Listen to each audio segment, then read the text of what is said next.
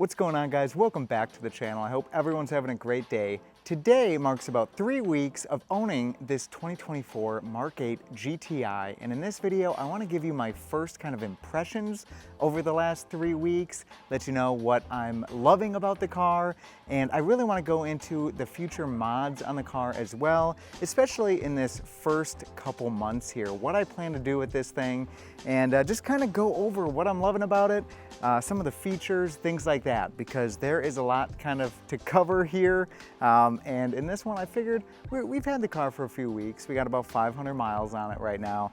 So I want to give you guys a good kind of impression of what I've been experiencing with the car over the last couple weeks and kind of my thoughts of going from the Mustang to this GTI. Now guys, before I get into my first impressions, I do kind of just want to go over the specs of the GTI that I chose. So in my last video I did briefly, but I want to go in depth a little bit more with, why I chose this one, and then what are some of the features that I'm really loving on this particular model. So this is a 24 GTI SE edition. So there's 3 editions that you can choose from on the new GTIs. There's the S, there's the SE, and then the Autobahn edition. Now the main reason why I chose the SE edition over the S model line is for 2 reasons. One, the SE gives you keyless entry, and it also gives you the option for the sunroof as well, which I really wanted the sunroof in a GTI. I had a sunroof in my previous GTI years back, and I wanted one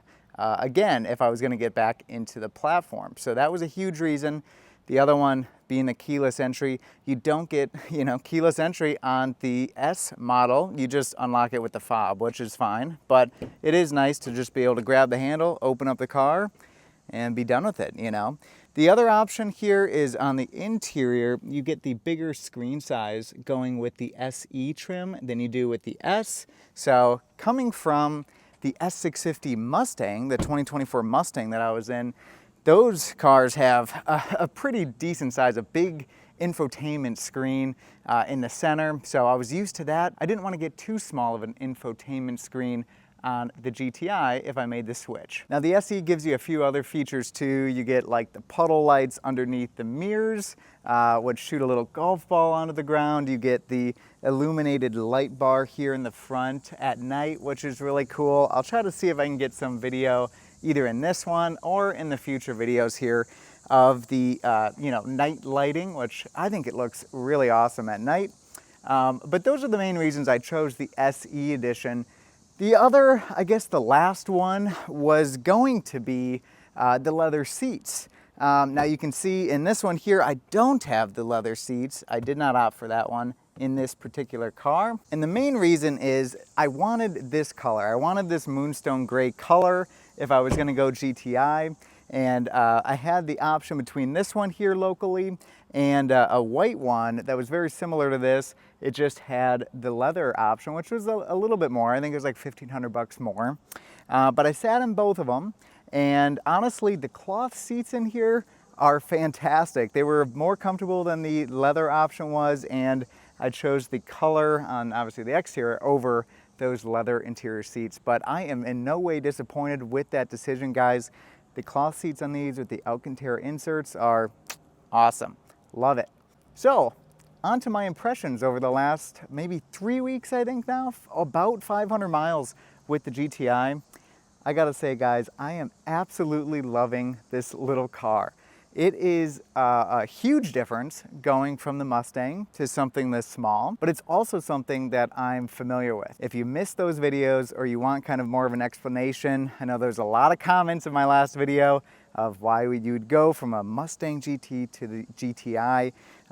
And my main thing is I've experienced the GTI before, and I know the potential of these cars. And honestly, the light feel of them, the punchy feel off the line, it's been great. The last 3 weeks, it has brought me back to when I had my 2010 GTI, and it just does all the daily tasks very well. From heading home from work, going to work, hitting back roads. We were able to hit some back roads recently in this little GTI. And although I'm taking it very easy on the car for the first 1,000 miles, I'm about halfway there, 500 miles on the car right now. So I haven't gone full throttle in it, but just the low end torque, the punchiness of this little thing, and just the small dimensions alone makes it super fun. Super fun, even at low speeds, around turns, weaving kind of through some back roads, being safe of course, but having a little bit of fun.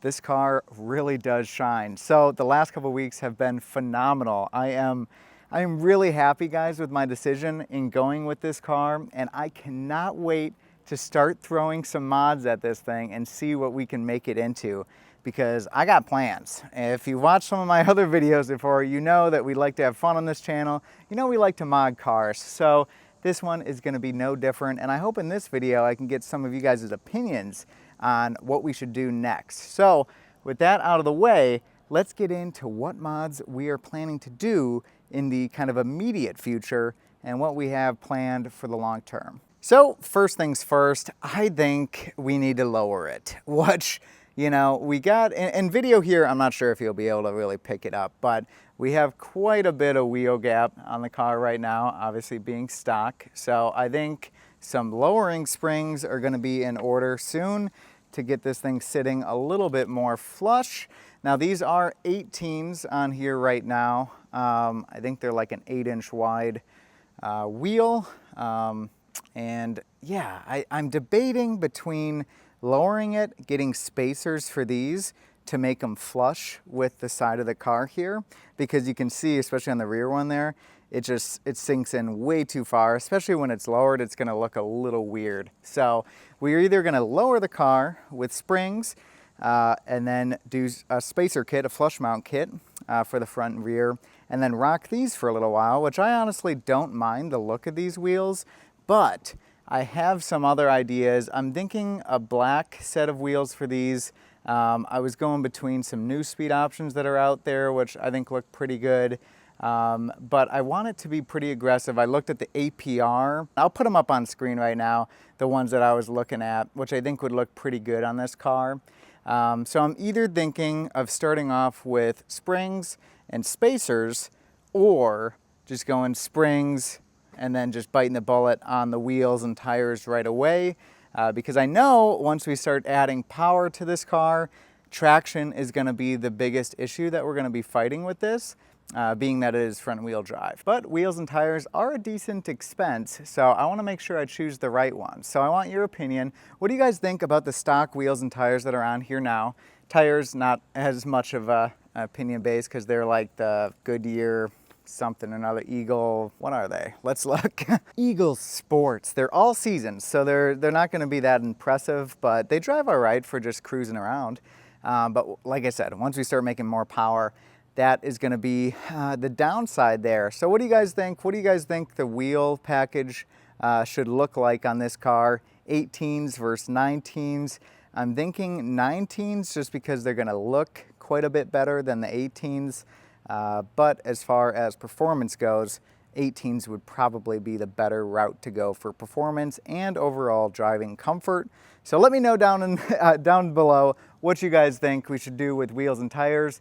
But I think lowering has got to be one of the next couple mods that we do to this thing. So with lowering out of the way, that's something we're gonna be doing. Still looking into what springs I should go with. I'm leaning towards APR or H&R, but put it down in the comments what you guys think I should go with. For the springs, nothing too crazy aggressive, but I do want it to lower it like probably an inch, inch and a half. But with springs out of the way, I think we got to talk about the next thing here. So in the first couple weeks, I've already got like 3 rock chips on the car, which is kind of a bummer. My wife has a 24 Jetta SEL. Her story was pretty much the same. Driving the car for the first few weeks, she got a few rock chips as well. And it just seems like the Volkswagen paint is pretty soft. So I think PPF is something that I want to do to this thing right away, at least in the front. I don't think it's going to be a whole car thing, but I want to do paint protection film in the front just to keep my sanity as we have this car for the longer term and we start doing, you know, autocross stuff with it, things like that. I have a lot of plans for this, and I really don't want the front end to get super hammered. So I think PPF is going to be a mod that we're going to do, and then obviously ceramic coating. We did that on the Mustang. I did it on my wife's car recently, and this one is going to get the same treatment. So as far as mods go, springs and spacers are probably gonna be the route we go immediately, or we're just gonna bite the bullet and do springs, wheels, and tires. That way we can get it looking right. And then obviously we got a lot more we can do, a lot more we will do. Tuning is gonna be a thing as well. Even though we're DSG, we don't have the transmission tune unlocked yet. But let me know who you guys recommend for tuning. I've been going back and forth with APR, Unitronic, I know EQT, Tunezilla, there's a bunch of them out there. So let me know what you guys recommend for that. But overall, guys, we have a lot of mods to do and a lot more fun to be had with this car here. I did actually, from the dealer lot, the car had tint on it, which helps me out a little bit, I guess. Although I would have went darker if the dealer didn't have it pre-installed, unfortunately. So that's all right. It's something off the mod list for the time being. And yeah, we're just gonna be enjoying it for the next 500 miles or so. And then we can really get into having fun with this car once we hit the 1,000 miles and we can go full throttle. I can't wait to bring you guys some awesome content on the little GTI. I'm super excited about it, guys. Let me know what you're thinking down in the comments below. And overall, I love this thing. 3 weeks in, I absolutely love it. So we will catch you in the comments and we'll catch you in the next video. You guys have a great day. Bye.